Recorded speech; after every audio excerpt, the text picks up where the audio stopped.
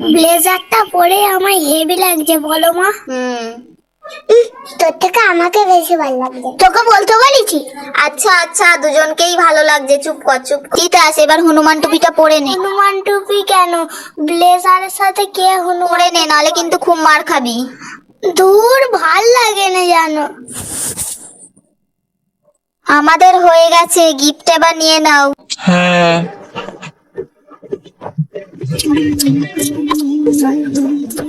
দেখো বউটা সাজ দেখেছো, কি সাজ সেজেছে। গজবের জলের সাজা সেজেছে। হ্যাঁ, বরটা যেন ভটকা মতো। এই, তুই বড়দের কথা শুনছিস কেন? চুপচাপ খা। তরকারি দেবো এখানে? হ্যাঁ, আমায় একটু দাও। না না, দেবেন না, নষ্ট করবে। ঠিক আছে। আর খাবারগুলো খাবি না নাকি? শুধু তরকারি নিয়ে যাচ্ছিস, চুপচাপ খা। অন্য যা দিচ্ছে মা, ঝাল লাগছে। দে, মাংসটা ধুয়ে দি।